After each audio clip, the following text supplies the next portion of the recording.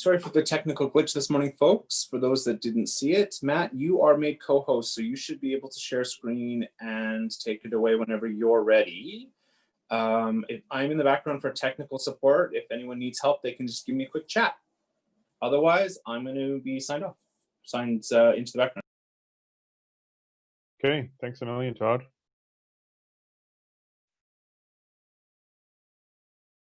See if we can share my screen here.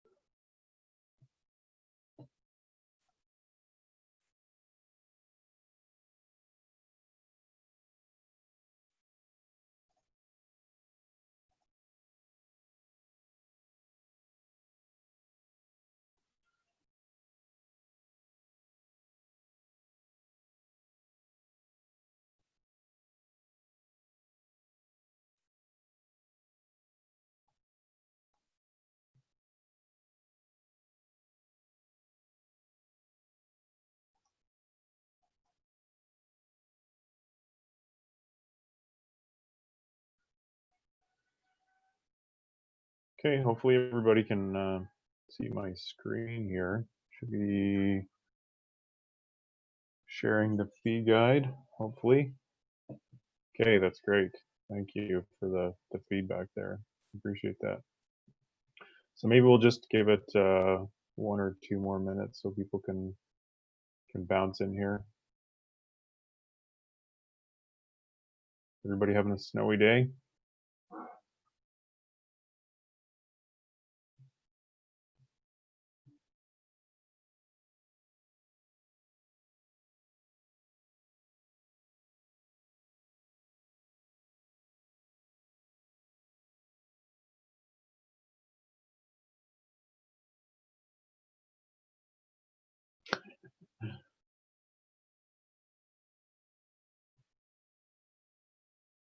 Yeah, it's coming down like crazy in Edmonton. I'm looking out my window here, and it is winter has arrived with full force.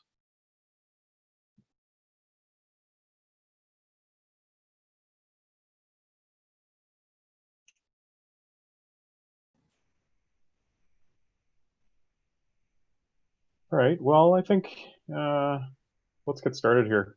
We've got a lot of people that have joined, so thanks for your participation today. Looking forward to be able to walk you through this brand new draft of the fee guide and get some of your opinions and thoughts and how we can potentially improve it, and just have, I think, some discussion about it as well. So just a quick introduction. My name is Matt Sloan. I'm a landscape architect at the City of Edmonton. And joining from our practice review committee today as well is Anna Lawrence. So she'll be participating, helping out to kind of take some notes. Hopefully Anna's been able to join us here. Other members that have kind of contributed to this fee guide as of late, members of the practice review committee like Peter Speary and Peter Alexander, and there's been a host of others that have kind of provided their support for this over the years, and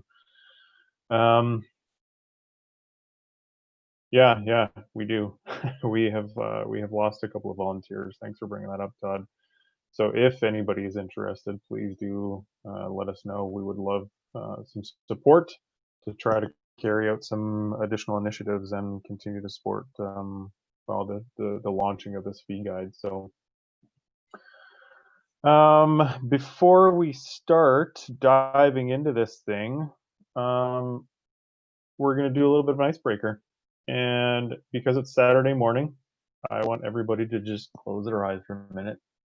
Think back about Saturday mornings when you're a kid, and what cereal were you eating, and what cartoon were you watching? So just when you got that ready, punch that into the chat box so we can get an idea.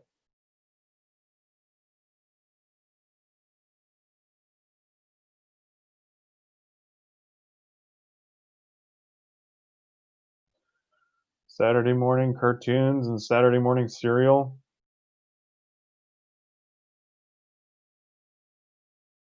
Corn Pops and X-Men. Oh yeah, good one.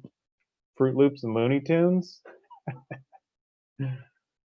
Oh, bacon and eggs. Oh, right on.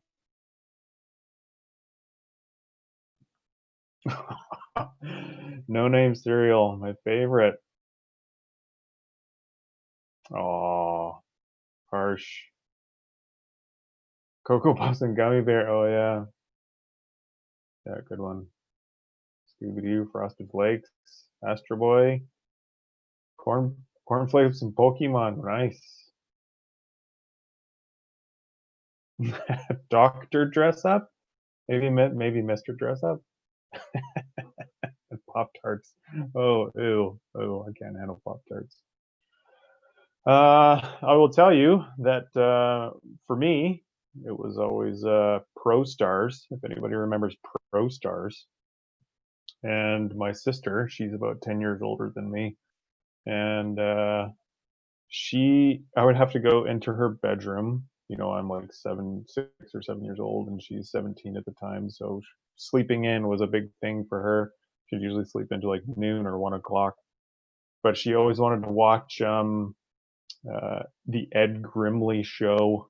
So Ed Grimley was a character from SCTV that, if anybody remembers that, and she wanted to watch that. So I'd go in there and wake her up, and we'd watch Ed Grimley together. That was fun.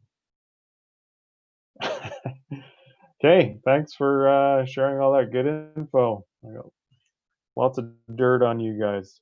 Appreciate it.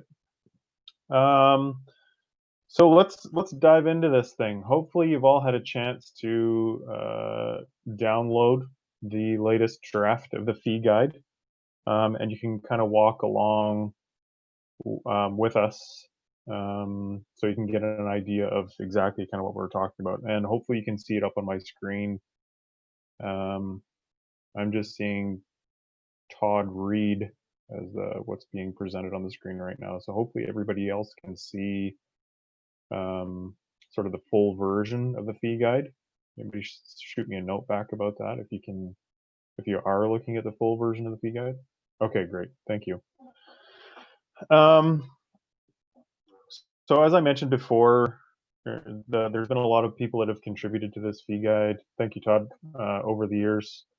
And I think this has been a project that's kind of been on the everybody's mind, but it hasn't kind of made its way to the forefront.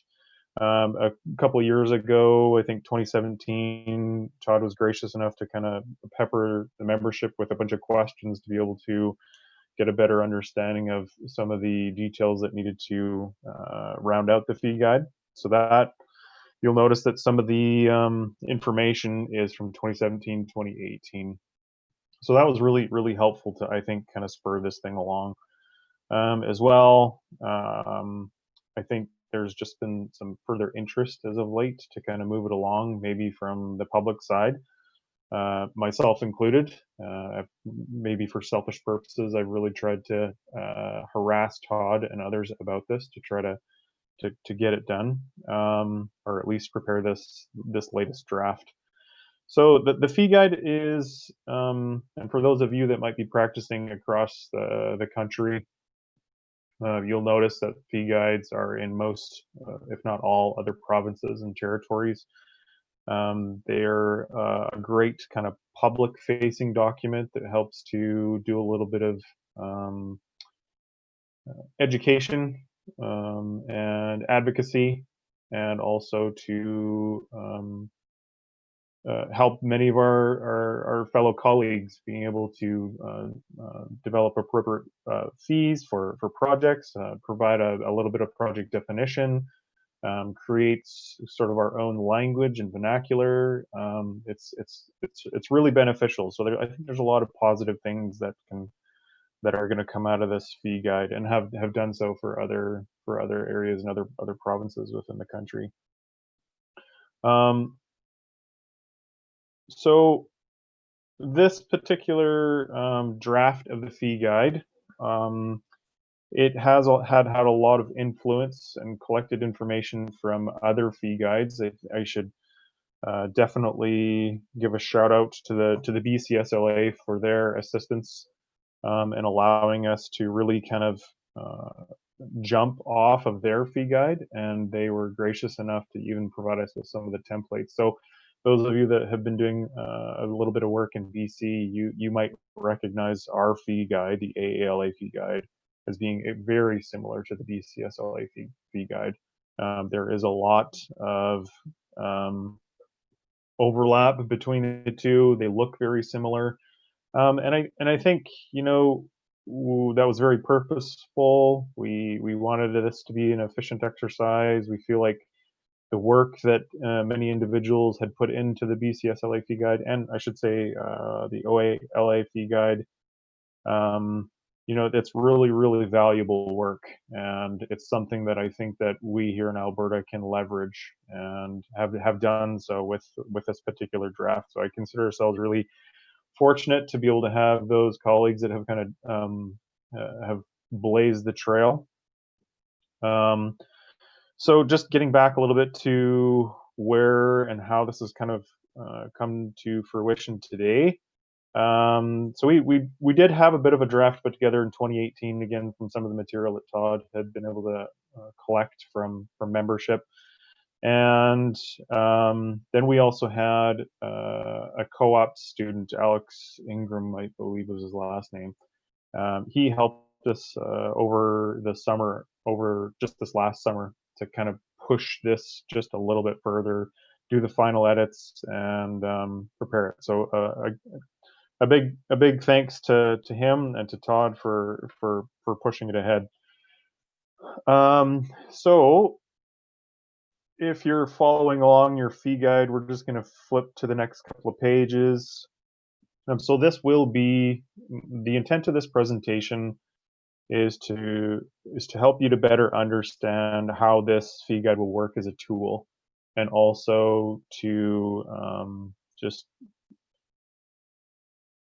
how it can benefit not just yourself but the profession. Also to get a little bit of feedback if you have any questions or concerns or things that you feel that we're missing. Gap identification would be great. It'd be really good to hear from you. So as I mentioned before, Anna is hopefully going to be able to take some notes as we go along, and we'll be able to hopefully have a little bit of a conversation at the end of this. I'm trying to finish up with 15 minutes left in the presentation, so we can have some time for discussion and any questions. So really, this is hopefully a bit of a workshop. It is going to be a lot of me speaking to you about certain things. But if you have comments or things that you'd like to express, please do so in the chat box, and I'll do my best to bring those into the conversation. So you saw the title page, you see the acknowledgements. Here's the table of contents. The table of contents is fairly purposeful with how the order of things and bringing people along to get again, this is a bit of an educational sort of advocacy piece for landscape architecture within the province. So we fully expect this to be able to be shared with private, public clients, municipalities, townships. It's really good to be able to share with them and for them to be able to sink their teeth into. So we won't go too deep into what's there. We'll flip to the sort of the introduction page here. So this first paragraph, and I'm not gonna, there will be some key points that I will read to you that I think should be stressed, but I'm just gonna try to summarize the majority of this material, and we'll go in a little bit deeper into some of the areas that I think that might be more applicable. So this first paragraph really speaks about what landscape architecture is. It helps to provide a little bit of a definition, and it also talks about like where landscape architecture is practiced holistically, public sector, private sector, where it might where landscape architects might be working as professionals. The next kind of paragraph talks a little bit about landscape architecture within the province, where it stemmed from, how it's regulated, and some of those key pieces about how landscape architects are continue to grow the profession, are perform their professional development, and again, a little bit of the regulations, so code of ethics and bylaws and policies, and that we are a legitimate professional organization, and this document speaks to that. Let's flip to page 2 and page 3. So I mean, I think it's pretty clear to most of you what the purpose of the fee guide really is, but I am going to kind of read off that first sentence. So it's really intended to be used by practicing registered landscape architects, prospective clients, when determining and evaluating professional compensation. So at the heart of it, that is what this is for. This is for us to get a better understanding of what fees should look like for particular scopes of service, for particular project types, and levels of complexity, because that greatly varies. I think we're all aware of that. But also, we should stress that little second paragraph, that fees ultimately are a negotiation between client and professional. So this is a set of guidelines and should be treated as such. The next few paragraphs speak to a little bit about what I touched on earlier, the level of level of experience kind of varies greatly between firms and between individuals, and also the project types vary greatly. So it's important that we provide a little bit of direction or rationale behind some of our thinking, and where these fees really come from. And the last paragraph really speaks to this document as being, and I hate the phrase living document, but I'm going to use it. It is considered to be updated regularly. What that looks like, we are talking sort of maybe if it's annually or biannually. We want this to be as, I think, accurate as possible. So if there are things that we are seeing that are causing us grief or heartburn or lack of understanding, then they should be identified, and we should address them and try to get it updated for future drafts. Going to page 3, this paragraph really speaks to, landscape architects are involved, or should be involved, arguably, in pretty much everything when it comes to anything related to, land management. So this really kind of touches on engineering and industrial design and horticulture and soil science, and that landscape architects can be creatively involved in all these disciplines and areas. So again, I think this is kind of stressing that advocacy piece. So section 3, this is sort of the launch into section 3, and it's launching us into this conversation about how landscape architects, again, are involved in a variety of different projects and disciplines. And it's intentional that way, I think, because then it sends us into this conversation about these project types that might exist, and also the complexity component, and then just flipping forward quickly, what those scopes of services might look like when you're starting to move forward with a particular project. So project types, this sort of list, obviously it's not exhaustive or comprehensive. It's intended to be a little bit just representative, and some typical projects that landscape architects would be involved in. It's been grouped into these 3 categories: specialized landscapes, and we've provided a little bit of a definition for each of these. So specialized landscapes are those highly complex landscapes that, there's some fairly detailed information or experience that needs to accompany that to be able to complete that project. This, golf resorts, resort properties, perhaps cemeteries or memorials in Columbaria, just to name a few, museums, art galleries. Those are some of the projects that have kind of landed in there. The next one, civic landscapes. This is, fairly common in our urban environments that you might be getting involved with these urban parks, urban designs and streetscapes, vehicular circulation, those kinds of projects. And 3 being the rural industrial landscapes. Yeah, again, so this is not to say that one is perhaps uh, better than the other. We're just trying to categorize them and try to fit them into some buckets so people have a better understanding of this is your starting point, and this is where we should be looking for those project types, because this is really sort of the trigger to help you in some of that decision making when, whether you're a client or whether you're a landscape architect trying to determine this fee, you really need to get a good understanding of um, where does this project fit in the scheme of things. So this is helping to define that and sort of frame that conversation.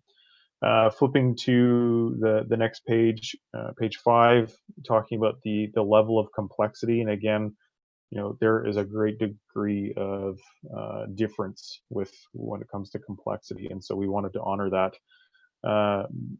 So simple, in project speak, this is looking at, you're probably only going to be preparing a single concept. It's going to be minor approvals. It's going to be limited constraints or challenges. That's kind of what we're thinking about when it comes to simple. When it comes to sort of a standard complexity, you're likely looking at some multiple concepts, some revisions to those concepts. There's multiple design decisions or custom design that is going to get built into that, and there's likely going to be some engagement or consultation that's going to accompany that project. Complex. So this is, we're really pushing it to the highest level here, where we think that complex means to us a variety of stakeholders. There's a lot of interested parties, a lot of differing opinions. There could be multi-stages or multi-phases of a particular project. The site that itself has a lot of complexity. The utilities, the ownership, all the things that might comprise the issues of a site. And approvals, you could likely expect some collaboration with senior levels of government to obtain approvals for that project to move forward. So that's just generally thinking that's where our minds are at with respect to complexity.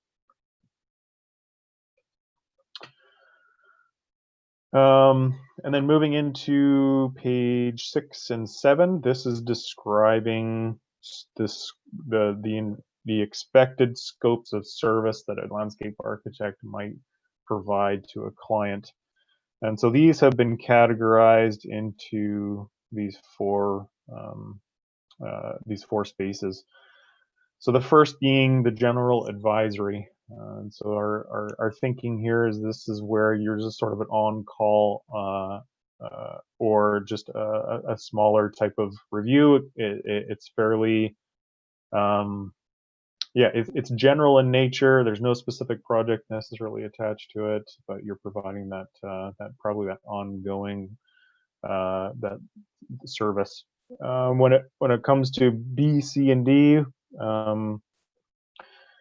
we have sort of preliminary services, strategic services, planning and pre-design services, and then design and construction administration. So just maybe help with kind of our thinking here. If we move to page 7, this helps to provide a little bit more definition around some of the tasks that might be involved in each of those areas. So just flipping quickly again to the general advisory services. So this might be a little bit of general consulting and advice. This might look like some peer review, but again, it's fairly minor, and it would likely be ongoing and not attached to one specific project, but you would be considered an ongoing or as and when service. For preliminary or strategic services, if you can think about this as really kind of that exploratory stage where you're assisting a client to just get a better understanding of what is happening with the site. You're probably preparing some very preliminary or high level documents. So we talk about EIAs, and maybe there's some feasibility study, maybe there's a little bit of public consultation, maybe there's a little bit of site assessment, but really it's just helping to collect background info at this stage and give your client enough information that they might be able to just explore or consider what they might do next with that particular project. C, the planning and pre-design services. So this is really about, we're not quite getting into that concept design thing, what I traditionally think about, like concept or schematic design, preliminary design, or design development, and detailed design. So we're still a step back from that. Sometimes we call this the master planning stage, where it's a preparation of likely a document, a report that has a lot of verbiage to it. It might have some high level conceptual information to it. It might have some visualizations. It should probably have some opinions of probable costs. So just to give you an example, like in the city of Edmonton, we have a lot of large park spaces that flank the river valley, or up on tablelands, and so they're coming to a point where some of them are in need of renewal, and we are often looking for assistance to be able to prepare some sort of framework or guiding document to kind of help understand how to bite off and how to create smaller projects within that larger whole. So again, I think setting up the framework master plan is some of the language that we're thinking, and it really just helps to kind of set the stage. Flipping to pages 8 and 9. So this is where we're getting into what we often think about as the traditional, or what I traditionally think about as project delivery. So it's the concept development and design development and construction documentation or detailed design. So going back to what I had mentioned earlier, about sort of creating our own language, and I think that we often, we in the industry, we're using a lot of words, and I just did it today about concept design or schematic design, and I think this document is going to help to establish that vernacular. And so we have been very deliberate about aligning the language with industry across the country, and also with other design professions. So this schematic design, that is, again, my mind has fairly been rooted in that as being labeled as concept design, but we were describing it as schematic design. And again, for the next stage, preliminary design, again, that's my mind, we're calling design development, and the next phase is being that detailed design, and moving on into tender administration and construction administration. So these or this specific phase of a project or category of a scope of service, this is what we're expecting that a landscape architect would typically be involved with or be completing. So at the that schematic design phase, we're looking at conceptual design, site plan, preliminary permits, estimates, those types of tasks or deliverables. And when it comes to design development, and I'm sure this is not new to most of you, but we wanted to just make sure that there's a base level of understanding, not only for landscape architects, but also for the clients that are going to be looking at this, that these are the tasks that are typically involved. And this especially dovetails to a future section in section 5 when we're trying to establish a fee based on a cost of construction or anticipated cost of construction. So I won't go through all of the typical tasks that find their way into these stages of design, contract documents, and construction administration. Again, I think it's fairly common to most of us.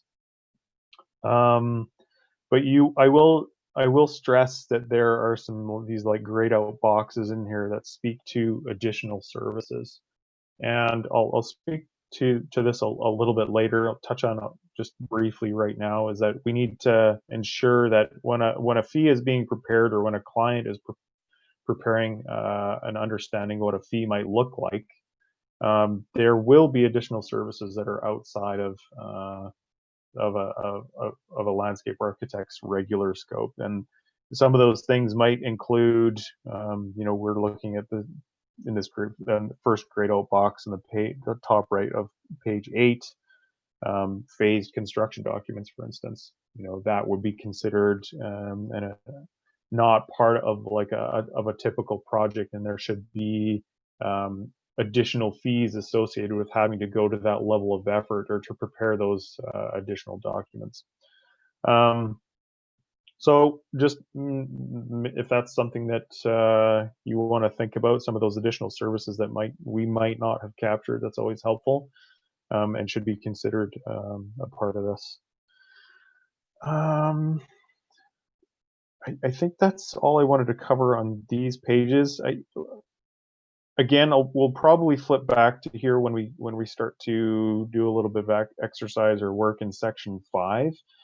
And section 5 is really starting to speak to establishing that fee. But this is the conversation about what that typical scope or service that should be considered being completed by a landscape architect in these phases or stages. The next section 4, pages 10 and 11.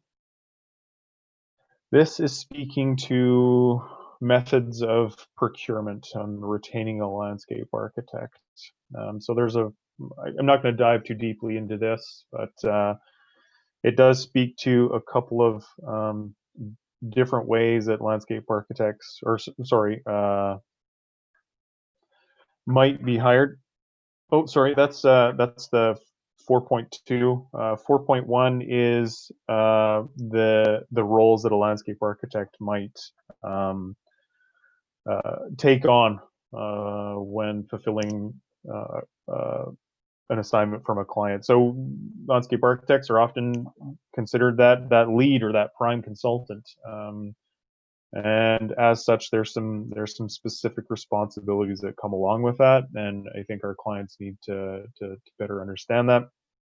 Lots of times, landscape architects are the sub-consultants to a larger team, or just a member of a project team, and that's illustrated here.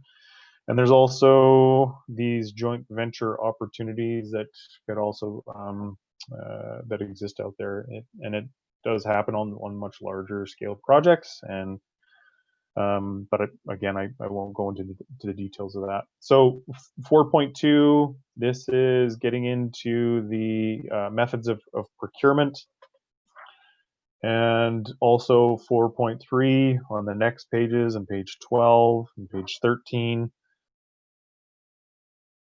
This is just providing a little bit, again, more definition around how a client could obtain these kinds of services, and what might be best at what with where their current project or where their current scope is. So these EOIs, or these expressions of interest, that might be a good way to just gauge interest, right? If they're trying to get a good understanding, as if this is something that professionals are really interested in, or are there better ways that I need to define this, or do I need to do a little bit more work to be able to provide a better understanding to professionals so they can understand better just where I want to go with them. There's pre-quals and RFPs. There's short lists. At the City of Edmonton, we have a short list for landscape architects, so that's something that's important to us. And informal pre-qualification. So that's definitely leveraging professional or private industry relationships. So 4.3 goes a little bit deeper into these methods of procurement. And again, I don't want to spend too much time on this. I'd rather kind of get into the fee schedules. So I'll just kind of run over these quickly. We touched on sort of sole sourcing or direct appointment, whether it's non-competitive, where a scope of work is basically just given to a landscape architect, and they are able to prepare a scope of service with an associated fee, and that is sort of that direct appointment. The traditional RFP call-up, I think most people are familiar with that. There's the two-stage RFP where you might be looking for, rather than having everybody submit on the RFP, being able to go through all the work that's really required to develop an RFP, and it is substantial. For those of you that are involved in that, you already know that. It is a significant investment and a degree of effort. So sometimes a two-stage RFP might be better suited, so that there's perhaps less investment on the initial stage, and it's just looking at qualifications, trying to shortlist to a group of qualified professionals, and then having them respond on the next stage or the RFP. Request for quotation. If you have a really solid defined scope of work, and where a client is only looking essentially for a price and to confirm what that scope of work looks like, that might be a method. So just a request for quotation. Limited source procurement. Again, this is sort of leveraging those perhaps existing relationships where a private client is just looking to get an RFP or a proposed scope of service, just to limit the effort on their behalf and also on the consultant's behalf. So it's, again, this is usually like where there's private relationships in play. Alternative financing procurement, AFP.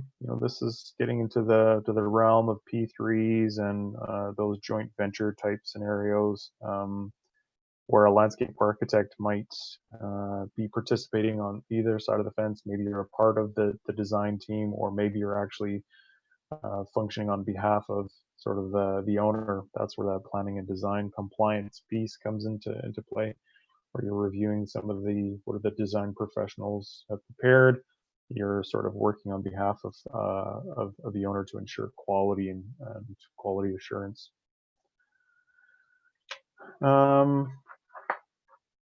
But those are really typically massive level projects, and not something that I have been terribly involved in. But as it's mentioned there in that second paragraph, like MOT or the Ministry of Transportation, a lot of these higher level or larger scale provincial projects might be going down those methods of procurement.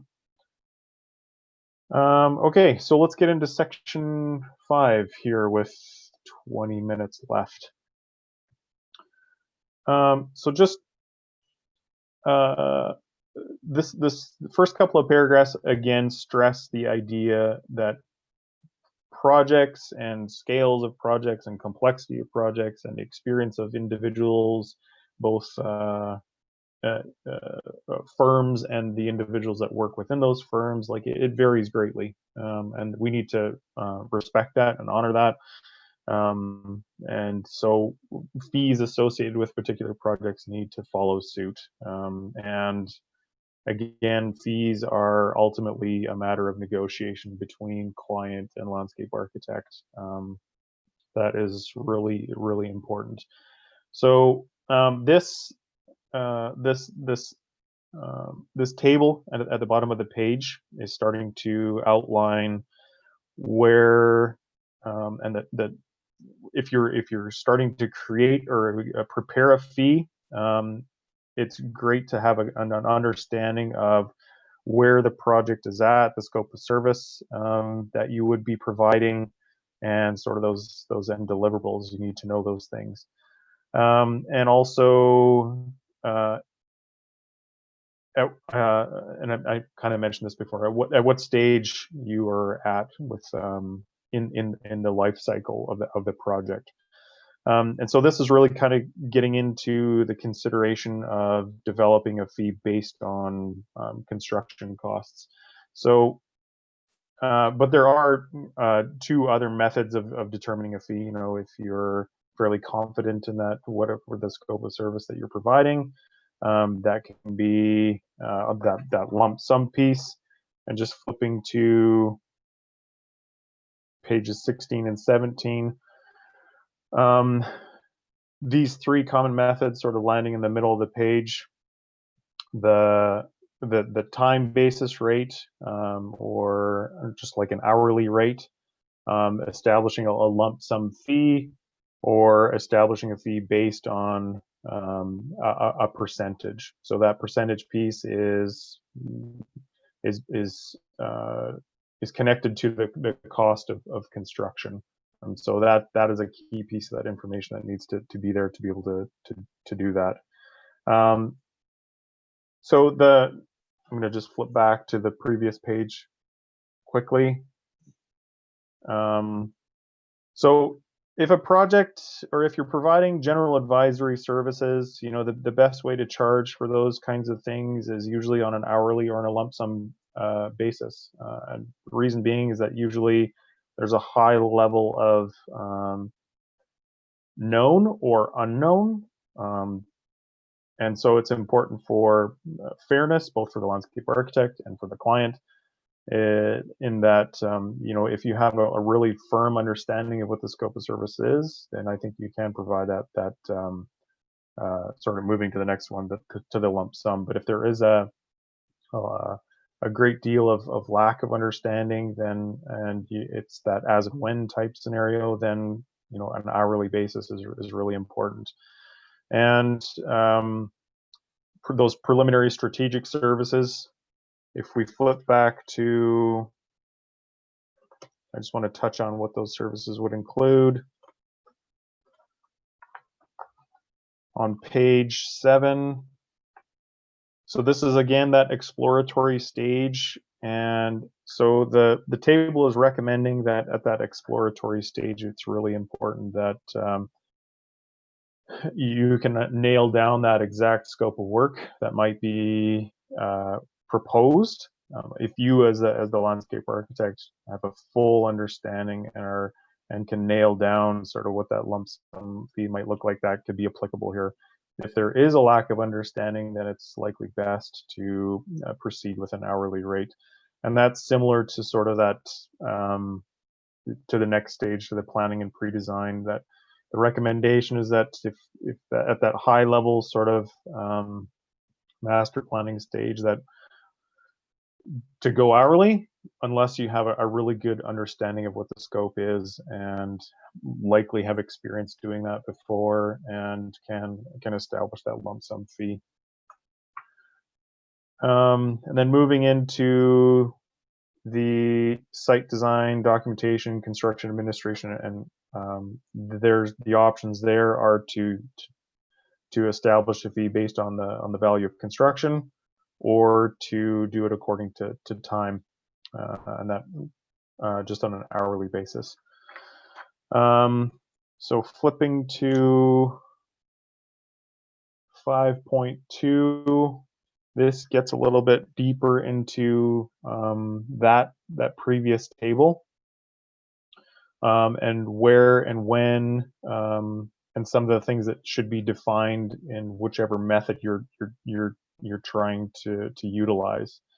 So I think we all have a pretty good understanding of the hourly rates or the time basis, as well as a lump sum contract. I'm just going to stress that a lump sum contract is it's recommended for well-defined projects where the client understands their financial commitment in advance. You know, it's important that there is a firm level of understanding on where the project is at and the scope of service that's going to be provided. And then moving into 5.2.3, the percentage basis. And so the idea here is that a client or landscape architect, and this is really where the idea of the fee guide being a tool comes into play, is that you can walk through the fee guide and be able to determine, flipping back to page 4 and 5 and 6, you can determine what project type this is likely falling under. You can determine the level of complexity that is there, and you can determine sort of a base level scope of service. And those three things are going to help you to understand where and how, or where you should land on the next page in the following table. So this figure 1, after you've walked through those steps and you've been able to determine, okay, I understand that this is a, type 2, it's a civic landscape. I'm going to be doing an urban park. The level of effort here looks like to be fairly standard, and I understand the construction budget is going to be within 25 to 50 million.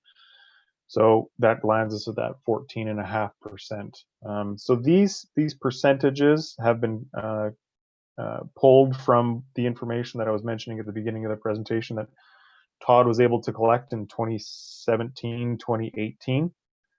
So we feel like this is a fairly straightforward exercise to be able to do that. I think our what we might like some feedback on is just, as this draft fee guide continues, or as the fee guide continues, is we want to make sure that these are applicable to what's happening in the market, that these percentages are reflective and include all the services that we've kind of described in the typical bucket that a landscape architect is fulfilling. And I think, we on from the city of Edmonton experience that we've had, there's been a couple of times where we've really we've been a rock and a hard place because we were looking for that percentage. We were looking for something to kind of help us out to determine what is going to be the most appropriate here, and because we wanted to ensure that, first of all, the city's getting value for the dollar, but also that the team that is supporting us and providing us services is accurately being compensated, and so that relationship is really important, and we need to ensure again that this is reflective of that. We want to ensure that we're compensated accurately for the services we're providing as landscape architects, and that it reflects what's happening in the market. The next page is recommended hourly rates, and you can see there's perhaps quite a bit of variation. There's quite a degree there. And the only thing that I really want to stress here is that the difference in, or the range of rates that can apply to each of these staff levels has to do with experience, also has to do with services rendered. And again, this is a negotiation between client and landscape architect. If the client is recognizing that that a landscape architect is providing a greater service or value than what they anticipated, then I think they have more than the right to charge for that, and especially if the client is willing to pay for it. So this, as it's stated in 5.3, right at the top, these are recommended hourly rates. These are not, again, this is the fee guide, which should be interpreted as guidelines. So I'll leave that at that. Moving to the next page, page 20 and page 21. So this is just talking about disbursements and other charges. I know that it's always a bit of an ongoing conversation about what to do with disbursements. That sets out some percentages that should likely be considered, about 5 to 8% for disbursements, and what expenses should be estimated and billed at cost. And so that's outlined some of those things. It also touches a little bit on what travel and taxes should look like. And on page 21, this talks about what payment might look like if a landscape architect is creating a new relationship with a brand new client. A retainer might be required or might be the best thing to do. And then how to bill if it's based on time, if it's based on milestones or deliverables, what might be the best for the landscape architect and best for the client. I will flip to the last page about the special conditions. Oh. And here, really, feel free to read this at your leisure, but I think 8.1 to me is the most important here, is that pro bono services, do some good as a landscape architect. I think we have a unique opportunity to benefit the communities and the places that we work in with a skill set that we have, and so I think that was a great addition to the fee guide. So I think I will leave it there and throw it. We've got 10 minutes left for people to kind of add their questions in here, and maybe feel free to throw any kind of question in the chat box, and we can do our best to address it, or we'll take it away and we'll confer with our committee and try to get back to you.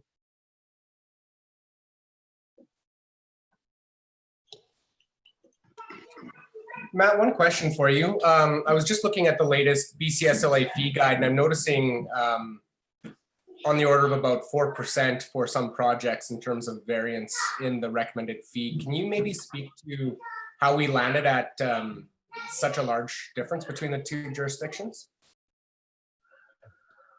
And so, sorry, the 4% was where?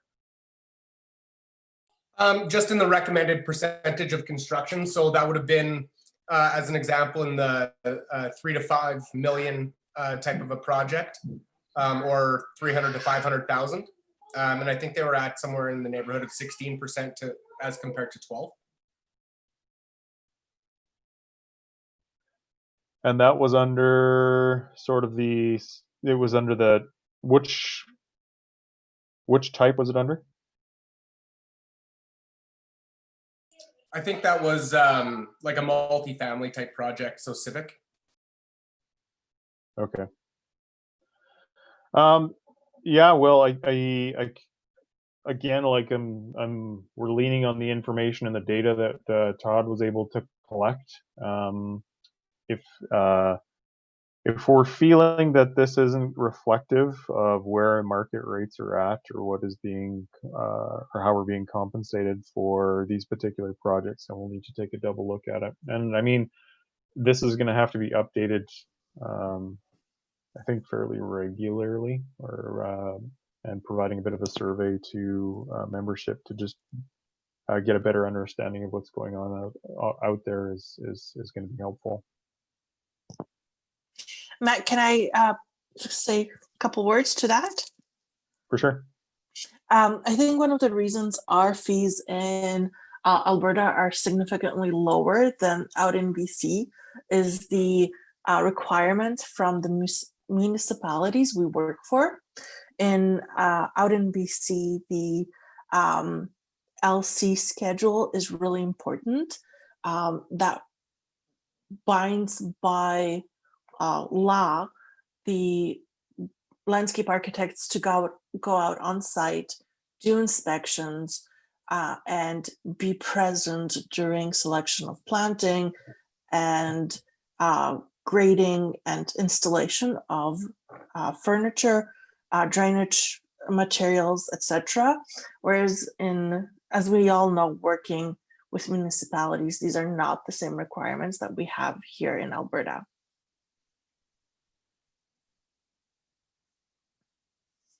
Does that answer the question?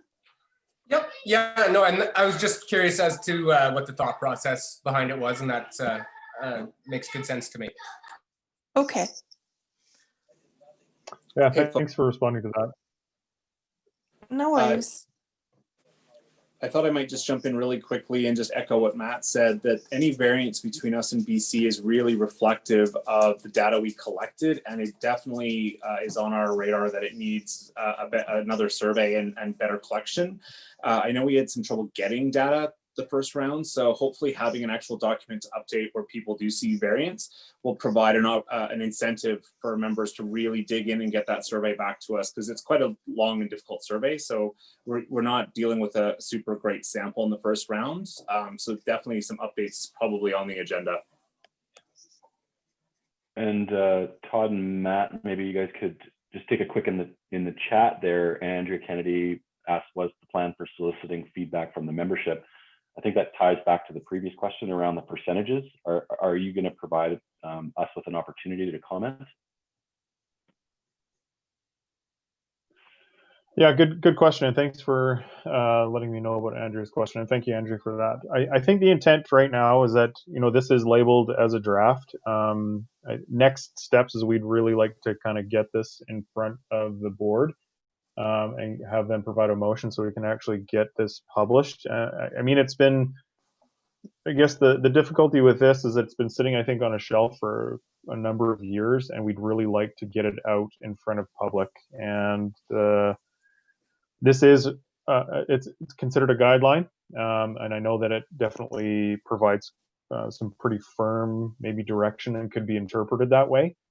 But we would really like it to get out there, and I think so people can start to use it and get a better understanding of does this accurately reflect where we are, and does it need to be updated, and how does it need to be updated, and where. So I think our hope is that we can get this out of draft format and actually be in functional use. So it can start to be, I guess, picked away out a little bit more. That's great, thanks. Yeah. Hey, Matt. Oh, sorry. No, go ahead. I first would just say it's obvious a lot of work's gone into this and thought and time, and thank you for doing that. One thing that I would find really helpful, and I'm wondering if you guys thought about including this, is like a breakdown of percentages of a fee that you can attribute to different phases of the project. So like once you have a $30,000 fee, how much of it should you put towards concept design, design development, construction documents, etc.? Did you guys talk about including that at all? Yeah, really good question, and thanks for mentioning that too. It did. We kind of got put on the back burner in lieu of trying to get this out and moved ahead. I definitely agree with you. I think there's a lot of value in being able to kind of formalize that a little bit further, and just comparatively looking at other disciplines like architecture and looking at what the RAIC has done with their the way that they've kind of framed up some of their fees and the way they've broken down those projects, and I mean, we'd really like to, I think, move towards that and figure out and provide some of that additional detail. So it's definitely there, and we want to do that. Just need to find the time to do it. Perfect, thank you.